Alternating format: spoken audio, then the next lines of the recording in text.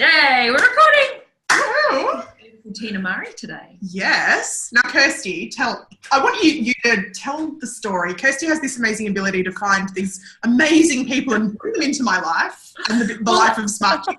As is always the way, it's always through someone. You know, if you reach out to enough people that you connect with and love, either, you know, they connect you or, you know, you find connections through them. So I think it was the beautiful Samantha Riley that connected us initially.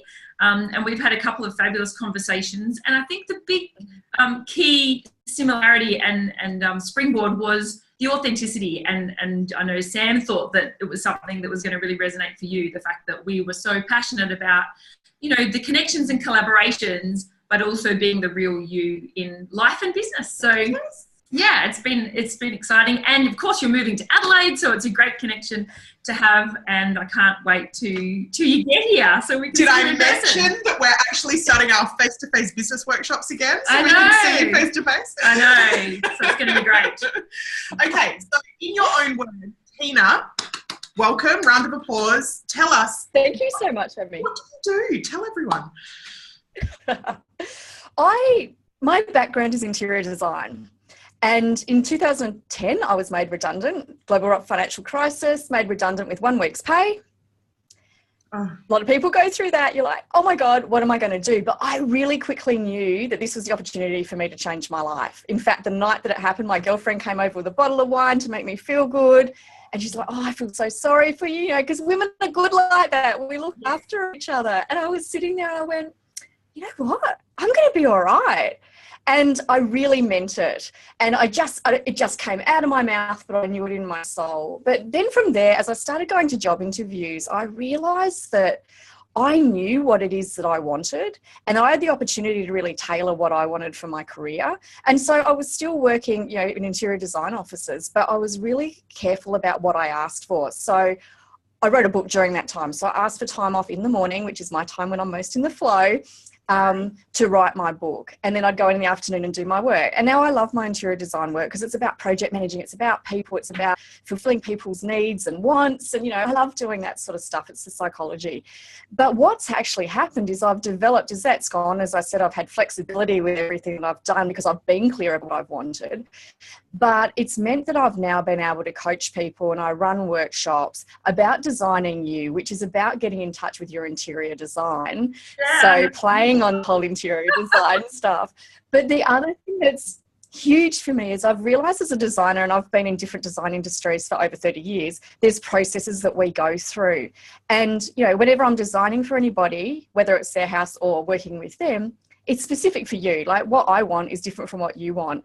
And so I'm really careful about not saying there's this one size fits all box, but I do have processes that help us work out what we want. So we start with our brief, we conceptualize where we want to go. We draw the plans like we do for builders so that we can actually then start to lay the foundations and build the life that we want. And then obviously at the end of all that, we need to go, oh, is that exactly what I wanted? And really tweak it and keep on going. Because, you know, if you've ever renovated your house, you always want to do something more, and just improve on it. So that's the way I work with people. So I'm doing it through coach shops. Wow, that's I'm not even workshops. Abbreviation. Don't even drink Coca-Cola. How bizarre. I do it through workshops, through one-on-one coaching. And I'm also, when I moved to Adelaide, wanting to work with businesses to take them through the process, because my big thing when I've been project managing for interior design is going through companies and the culture they want to create. So it ties in really beautiful with what I've been doing for over 20 years as an interior designer, but also brings in that coaching stuff. So I love it. It wraps up. Isn't it funny how life does it? It wraps up everything that all your experience comes together. Yeah. God, I love this. I know. I just love the way that you can bring interior design into internally designing your life and business. And it's so on point with everything that we want to talk about when you're looking at what does business look like? What does success look like? What do you want life to look like today? So great. That's kind of leading us into one of the questions that we were going to chat to you about, which is really like in light of the fact that, you know, you've been made redundant. I'm assuming that was a bit of a defining moment, as you just said, and then it you to really work for yourself. Like, is there one thing about working for yourself that just really like lights you up and just makes you happy compared to when you were working? Yeah, I think I'm good at working autonomously, and I'm also good at working in a team. And what I love about working in my own business is it means I can bring in those to function and work. And I love working with people to bring out their best, and so that they bring their best into whatever we're working towards. So any collaboration I'm doing, again, it's coming down to what's in my interior, what's in their interior, how do our strengths work together, you know, doing a bit of a SWOT analysis about what it is that can work for us and how we can deliver that everybody else gets the best out of it. So I think the biggest thing is, number one, I do know myself really well. And so I know my bad bits as well. I know the stuff I'm really not good at. And so I have got a team of people who do different things. Yeah, I've got a guy who does my podcast. I've got a guy who helps me with social media. I've got a guy who writes music for me when I need it. I've got people who do the things that I can't do. And technically I'm really bad. So being able to call on people and do that, is part of the fun of it for me. It's about finding out where can I work with other people's strengths to help my business, but at the same time I'm helping them as well. And that's really a skill in itself, I think. You know, a lot of people when they start out in business take a long time. We talked about this in the last interview about how much time you can spend believing you've got this and you're capable of it and you're smart and going before, you know, rather than actually taking that step and realizing, nah, I'm going to do what I'm good at and I'm going to find the right people. And so you create your own world that just works more, you know, smoothly. And as a designer, you know, time is money. We do timesheets like lawyers do. So every bit of time we're spending is accounted for. So I spent 20 years doing that. So I'm really conscious of how much something's costing me. So even something as basic as my tolls here in Melbourne are $300 to drive to a consult a month. Wow. A lot of money. But the time it takes me to go on those quicker roads, when I worked out what I'm charging out as an hourly rate, how much time I'm spending in the car, how much money I'm actually earning from that, it was worth my while spending that $300 because it's time well spent. Now, I also use that time, as you probably know, Christy, when I've spoken to you, that's when I ring people as well. So I'm really conscious of working when time works for me. And that's just come from all those years of having to do timesheets. So time is money. And I know it's hard when we start our business. We think, I can't possibly justify someone else. But if I am going to be spending 30 hours to do something that someone else can do in 2 because they know it back to front, it's worth every moment, yet alone, you know, grey hair, all the other stuff that that comes into not being able to do what you need to do. That's great knowledge you've brought over from your time working, certainly from the sounds of it, early on in your business, because it was so normal like that. It just was natural that you would assess, you know, the validity of like the tolls or where you do or don't spend your time or how you maximize your time. Yeah. I am really, really interested to know, because we've just talked about, we've touched on, I guess, what success kind of feels like and looks like for you in your business. And part of that is making sure that you've got the right team around you. But for you personally, your life, so creating a business that suits your lifestyle, as opposed to being kind of a slave to your business and constantly just, I actually loved what you said before about having that time in the morning that you've carved out. We've actually started doing that ourselves to have some self-care time. What does success look like for you? Like, what does it feel like? What does it look like? Yeah, it's interesting because part of what I bring through, part of this brief, is what is your big life plan? And I'm really conscious of what my plan is. And a big part of my purpose is I do some charity work in Ghana. I'm an ambassador for a charity over there, which is educating kids. But it's become a whole much bigger than that. It's like we're actually providing toilets now. Yeah. But the thing that always aware at the top of my head that every little bit that I can contribute towards that is making an impact for, you know, the schools. 2 schools have 840 kids.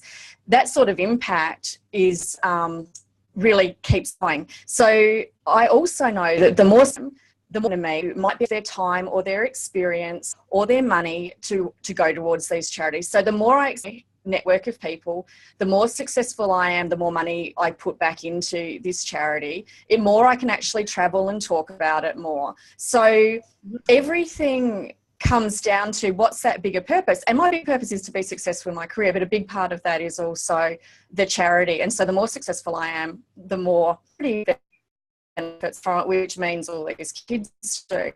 But coming back to what that actually means on every day, it's really for me about working, doing what I like. And the big thing I've learned in the last year is to run my own risk.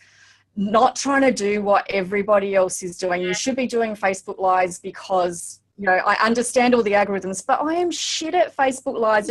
I find it hard when people are typing when I'm trying to talk. So I just do video rather than going, as I'm doing it. Now, look, with more practice, I'm sure I'd get better. But again, it's about how can I work most efficiently with my time?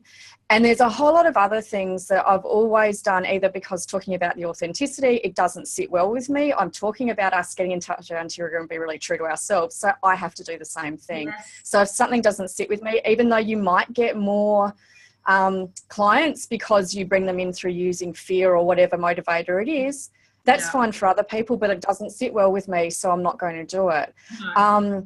And really working out for me what that is. So yes, it comes down to working in the morning when I'm most efficient. I get up, I go for a walk on the beach. Self-care is really important. It's like meditating. Yeah. And I often come home and I already know what I'm going to do. So I've got a sort of a list in my head, and if I'm writing a blog, sometimes it's already written in my head and I just come home and go, and it's done. So I'm really aware that that time up front keeps me going down the track. So it's little things like that, knowing how I work best and bringing that in, and being able to bring travel in and being able to work, you know, with the charity work that I want as well.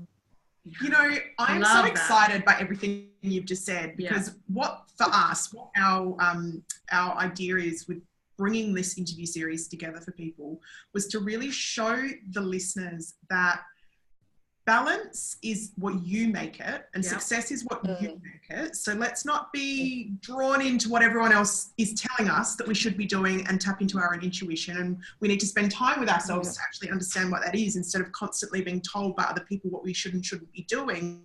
But then what you absolutely nailed is the fact that after you come to that conclusion, it's the clients coming through your door in the way that you want to attract them authentically that helps you actually move your business forward. Yeah. And it's just totally summarized what we're all about, isn't it? Yeah, and I love the fact that like talking about the charity work you're doing and how passionate you are about that, nailing the fact that, you know, the more I serve people here in the way I can in my business, the more they benefit. So it drives you to still want to do even more purposeful stuff here, because it's even greater there and I can talk more. So it just gets you more and more excited just talking and thinking about it, because it's a double whammy. Like, you know, and you're not earning from doing that, you're giving or contributing, but what you actually probably get out of that is worth even more to you than what you get from serving the clients, I'm guessing.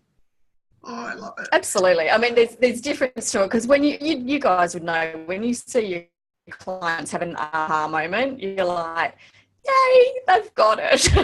And so there's absolute joy in seeing them do that. But you're right. If I can impact 840 kids by putting water in, easy. For $500, that's an easy fix. Yeah. So, you know, it's the amount of impact that we're doing. And I think that's what we're in business for, whether it's global impact or impact with one person. That's we're in business. The biggest thing I've learned, people, even if they're working for a company, usually aren't there just for the money.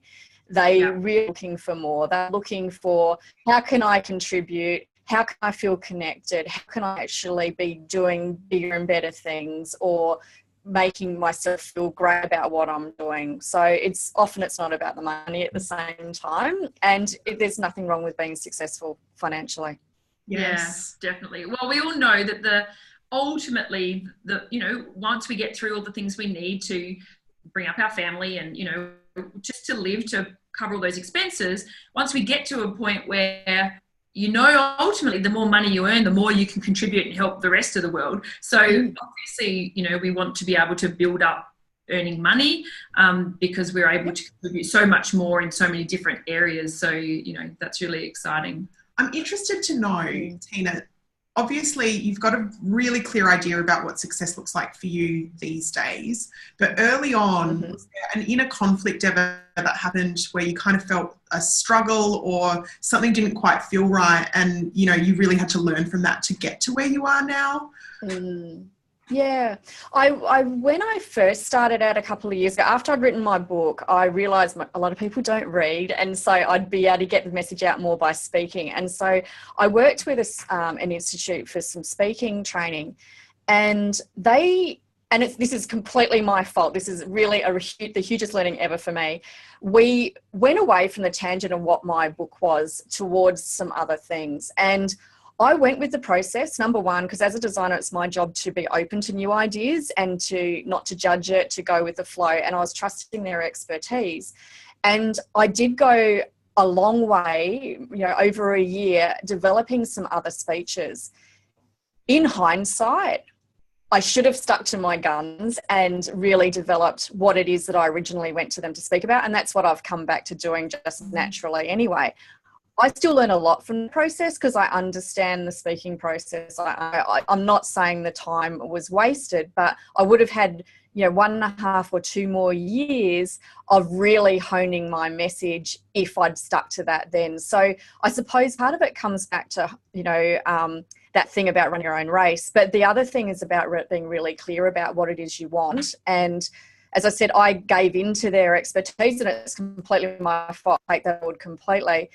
But I really should have gone, no, actually, this is really what I need to talk about. So I did feel like in some ways I lost some time, but I've known now when I've come to where I'm at that I own it completely, and I've got there because I know deep in my heart what it is that I'm talking about. So again, I needed to sort of probably go through that process to know and really own where I'm at. Isn't it interesting? And it's hard when... You go. I was just going to say, it's something I think I see coming a bit back to what you're saying about on a tangent with all these expectations of other people. Some of us when we were young went to university and did courses that we didn't really want to do because it was expected, or what, there's lots of stories like that out there. And so it's not easy to talk, and especially I work with a lot of men and in their late 40s and 50s, and they've spent a lot of their life doing what they thought was the right thing to do. And it was for them because they thought they were doing the right thing, but they've got to a point now where they've gone, I'm actually not fulfilled. I've done all these right things and I don't have the relationships I wanted. I don't, I'm successful, it looks great on the outside. I've got the car, I've got the house, but it's not how I feel internally. So I think it's a really common thing for a lot of people, and it's hard to find that bit, but coming back to your intuition and maybe being coached through it. Yeah.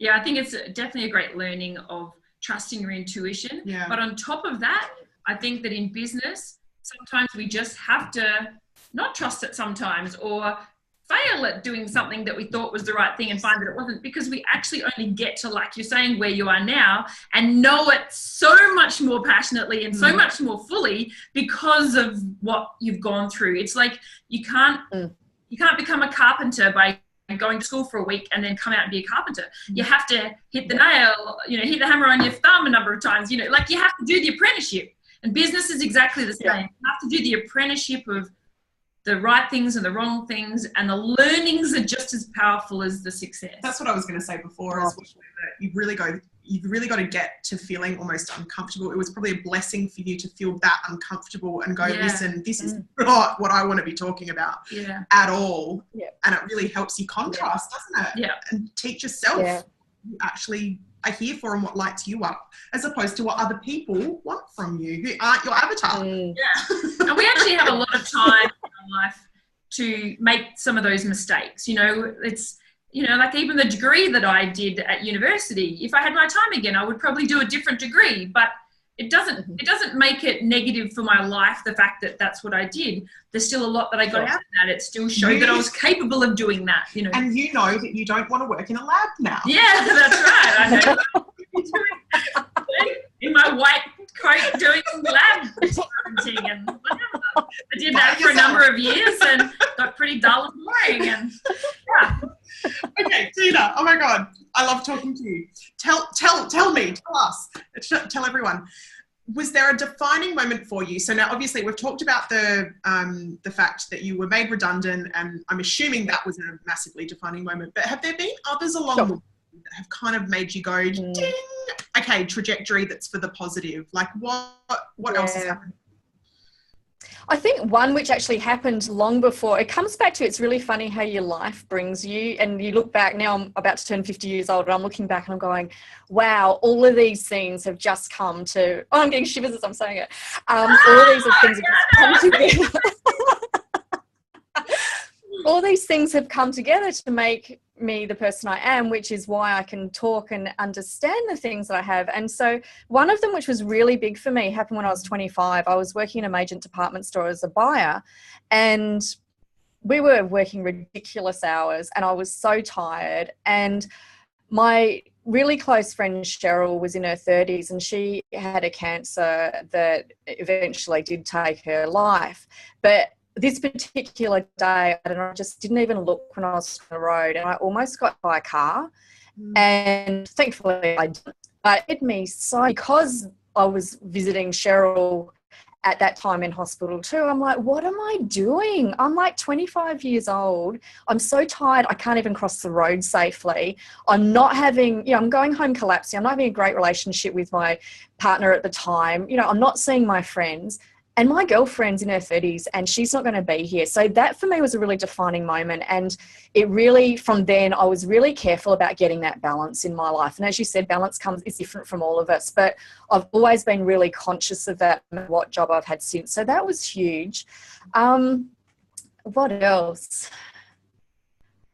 Yeah, I don't know. There's so many. I'm a real reflector and a real action person too. And I think that's the thing with my walk along the beach. That's my time. If something happened the day before, I go, oh, what am I mean from that? And then take it on. Going back to that intuition stuff, my woo-woo. But the other day, since I had this intense dream that I got bitten by a snake. Now, snakes are all about shedding skin, starting new lives, and of course I'm about to move to Adelaide, so that makes sense. But this snake, I was protecting someone else from it, and it came across and it bit me.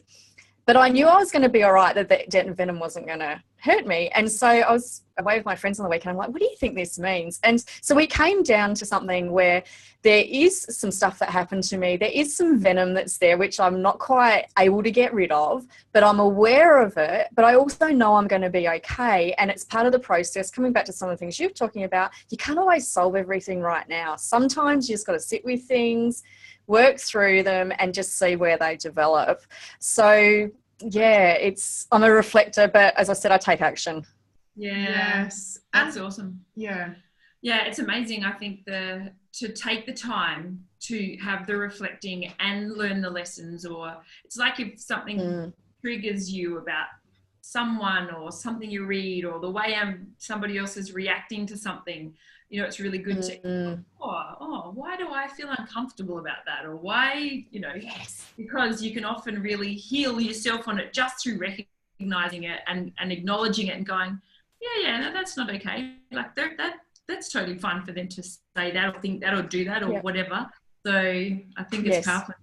Yeah. And I've said this twice now, I love the fact that you're going for this walk in the morning. The beach lights me up. It's where I have my best ideas. So I totally resonate with that. Mm-hmm. And so I'm really interested to know, like, you seem to have created a bit of a lifestyle where you're doing the things that you need to do to get the balance that you need personally, so that you can personally feel successful. So in a week, what does that kind of look like for you at the moment? We know that it's an overnight of a situation, and we have to trial and error and work out what's best for us. But for you, what does it look like? Yeah, I'm in a bit of a transition, as you know, because I'm moving to Adelaide in a couple of weeks. So this is a bit different. But usually what I try to do when I'm not packing up my house is I usually get up and I do some work. What I love to do if I have the time is, that bit between sleep and waking, when all those ideas are there and you're not quite... I've learned through the design process that if something's hard for me to work out, because we got to deliver on time, on budget, you got to have stuff. You can't choose when you're creative. So what I've learned is to be creative when you're creative, and then as soon as it gets too hard to stop, your head keeps processing stuff so that it's going to come back, because it always does. So during the day, it might mean I'll go and make a cup of coffee, and while I'm doing that, I'll come back and I'll go, I've just solved that problem. Yes. But so that time in the morning, it solves so many. So if I can lie in bed for 10 minutes in that state, I often then will wake up properly and go, right, cool, I got to do this, this and this. So it's about understanding my flow.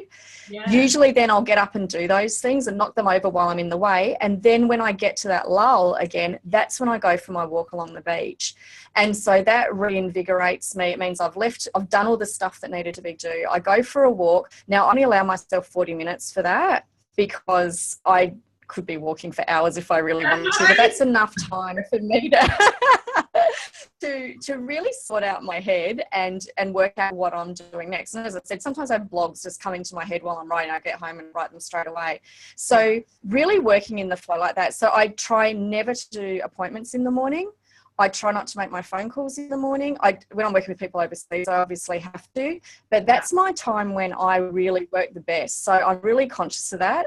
I also batch things. So a few weeks ago, I did all of my podcast interviews for up until May in 3 days. And I just sat there blocked out the 3 days, one after the other did them. And so I was in the flow.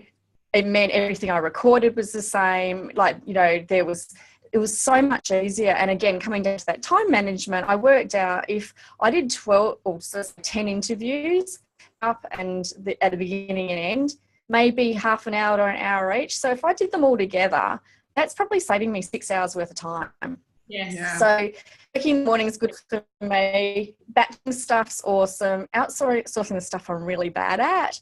And then I find by about 3 o'clock in the hour, most people was to that lull. What I was doing in the horror was going to the beach with a book, because I was going to try and read it. So I felt like I was awesome relaxed, reading books which were helping with my business, lying on the beach. It was brilliant.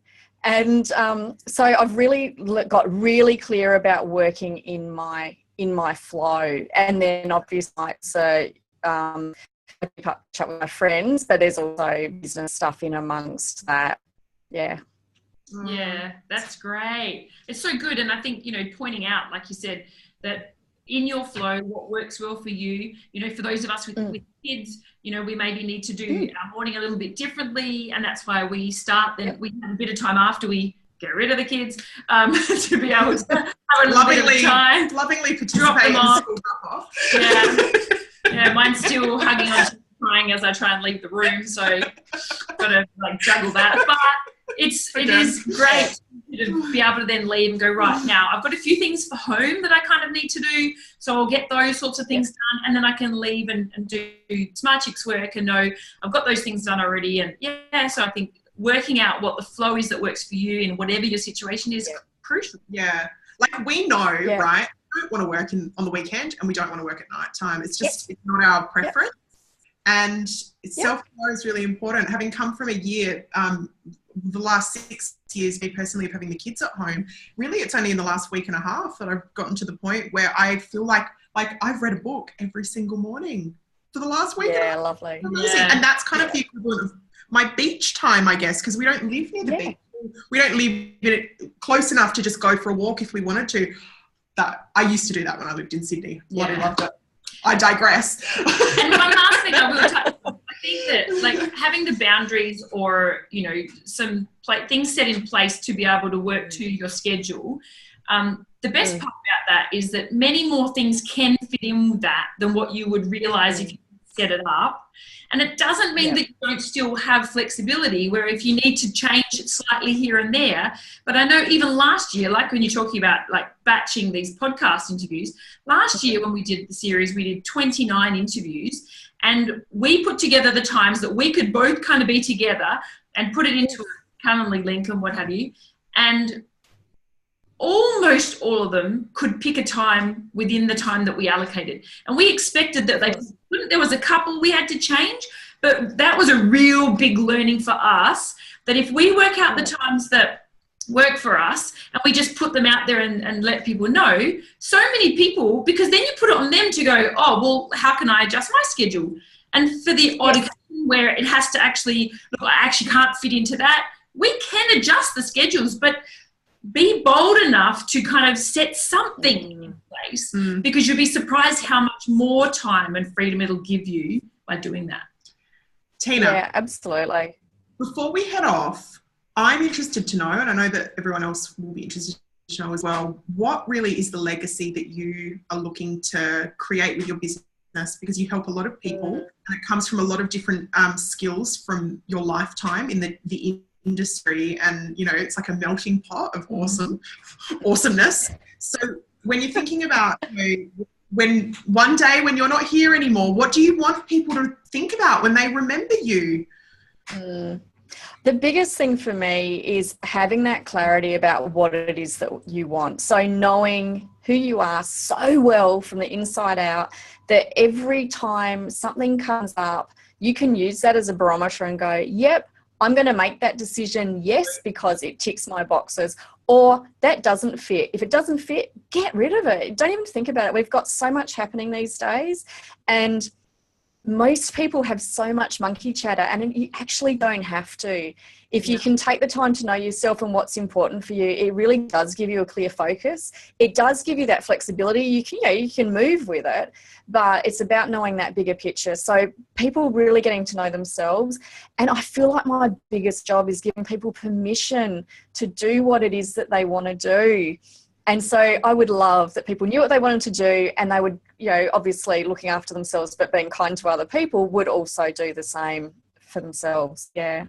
Yeah, beautiful. I know. It makes me kind of think bigger picture. Like, I mean, I'm a big picture thinker anyway, but take more time to really work out what is that, like, 5 year, 10 year. And, you know, obviously it's baby steps that you have to then break down to kind of get there. But I think it's really important for everybody to have a picture of, you know, what does everything really good look like to you, and what you're doing, and, you know, what your partner's doing, or what your children, you know, I think that's brilliant. I often find myself saying, is it like when I make decisions now, because we used to be massive givers, right? Like give yourself adrenal fatigue. Yeah. Yes, unfortunately, yeah. And these days, I think a lot of the decision making comes down to, does it feel easy and does it make us happy? And does it feel heavy? Does it feel light? Yeah. And how many times have we said to ourselves, here we go, does that feel heavy or does it feel light? It feels heavy, we're not doing it. Good. I love it. Yeah. So I think what you've just said resonates for both of us. You're going to speak for Kirsty as well. Yeah. Now, can I just share with you one quick thing about that? Rather than going from 5 years, what I get people to do is look for their 50 years, where they want to be. And so if you jump to 50 years, you take into account, who do you want around you? What type of people? Might be specific people, but who do you want around you?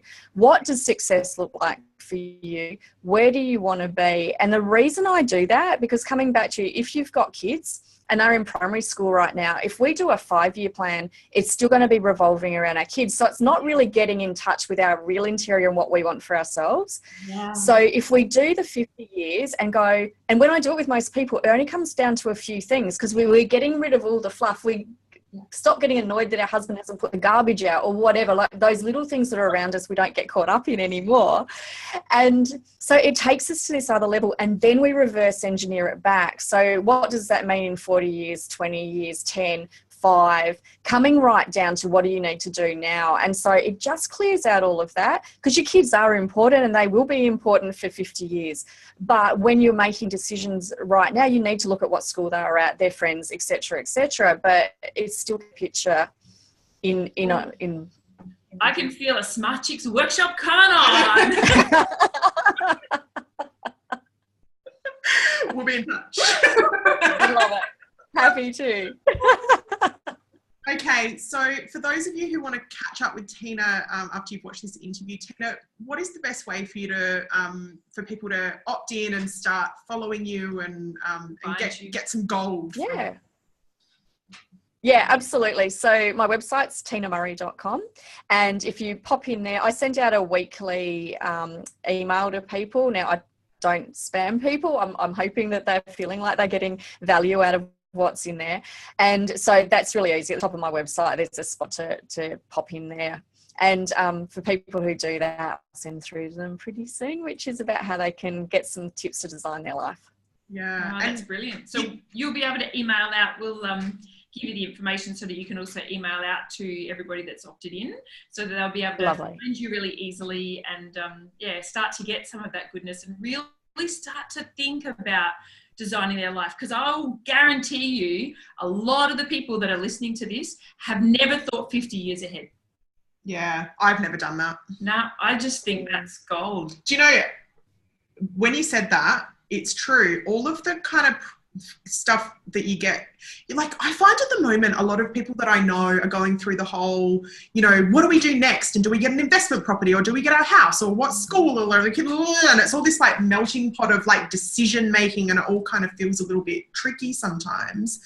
And as soon as you said the 50 thing, I just imagine myself with grey hair. I've already got a bit of my grey streak happening. So I've got my old lady, not old lady, but I've got my cool like 70-year-old grey streak, and love it. Or 80-year-old grey streak, and I'm sitting in a spa with my husband and my friends laughing. That's pretty much all I'm doing. How amazing is that? I love it. Can I be in that spa with you? Yes. Are you going to have your cool like skunk streak as well? I've got a few. There'll be a streak. I will. I'm already grey, so it'll happen. Fantastic. Well, thank you so much for giving us your time today. Thank you. I can't wait till you get to Adelaide and we can meet up in person. Yes. Okay. Looking forward to it. Thank you both for your time. I appreciate it so much. Brilliant. Bye.